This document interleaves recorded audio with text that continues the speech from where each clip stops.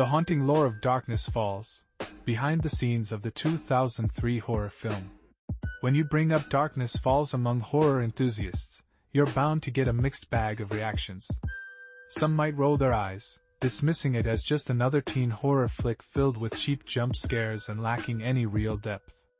But then there are those who will give you a high five and say, "I don't care what anyone thinks, that movie is awesome."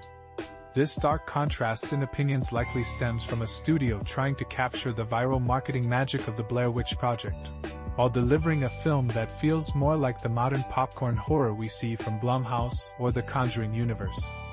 So, what's the story behind this film that has enough lore to fill a novel, a fake documentary, and even a comic book prequel? Let's dive into the eerie tale of Darkness Falls. The film is based on a 2001 short called Tooth Fairy, created by writer and director Joe Harris. In this 5-minute gem, we see a young boy being tucked in by his mother, who carefully places his lost tooth in an envelope under his pillow. As he drifts off to sleep, a creepy wing flap echoes outside, and when he wakes up, he finds the Tooth Fairy lurking in his room. The scene escalates quickly, leading to a horrifying revelation.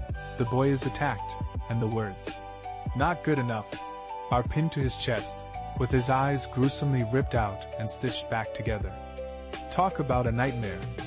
Fast forward to September 2001, when Distant Corners Entertainment Group announced that they would turn this chilling short into their first feature film.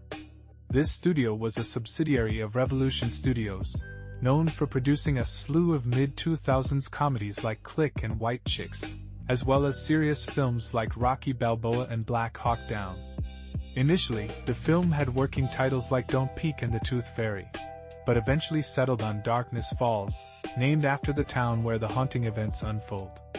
It's easy to see the studio's thought process. What if the Tooth Fairy was a horror villain? This concept is not only marketable but also rooted in public domain folklore, meaning they didn't have to dig deep into Disney's character vault.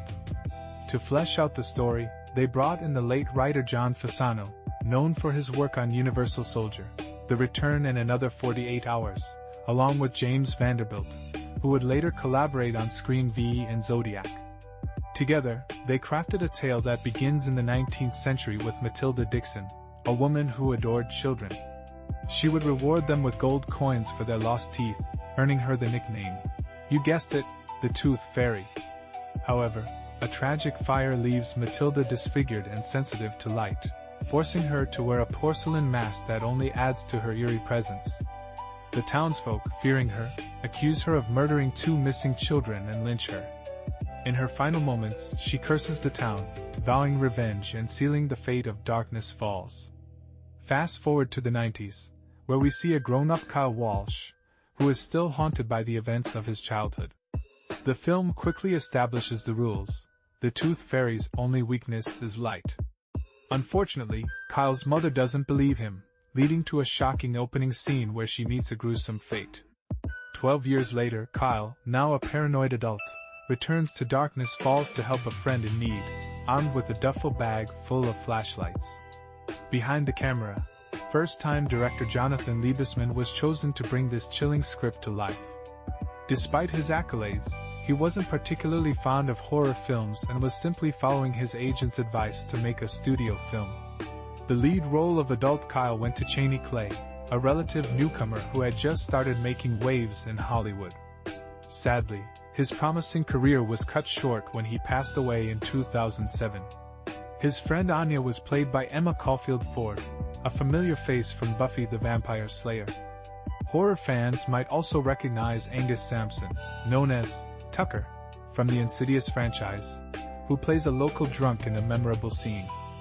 Filming took place in November 2001 across Sydney and Melbourne, Australia, with a budget of $11 million, a significant portion of which went to special effects. The original design for the Tooth Fairy was a winged creature performed by the legendary Doug Jones, but due to late script changes, the design was completely overhauled.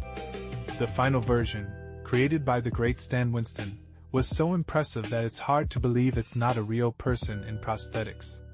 The film's pacing was rapid, resulting in a runtime of just 86 minutes, including over 10 minutes of credits.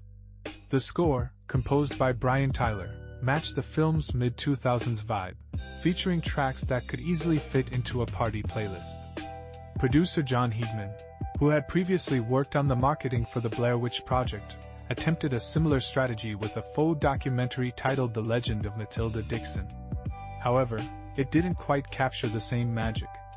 The film was released in January 2003 and despite mixed reviews, it grossed nearly $50 million against its $11 million budget. Critics were harsh, with one quipping, "Darkness has fallen and it can't get up." But over time, the film has gained a cult following. Today, Darkness Falls is viewed with a more forgiving lens, perhaps because we look back on those fun, rock and roll horror flicks from the 2000s with nostalgia. Its PG-13 rating and quick pacing make it a decent gateway horror film for younger audiences. With its memorable sound design and jump scares, it's a film that starts and ends with a bang. And that, my friends, is the haunting tale of what happened to Darkness Falls.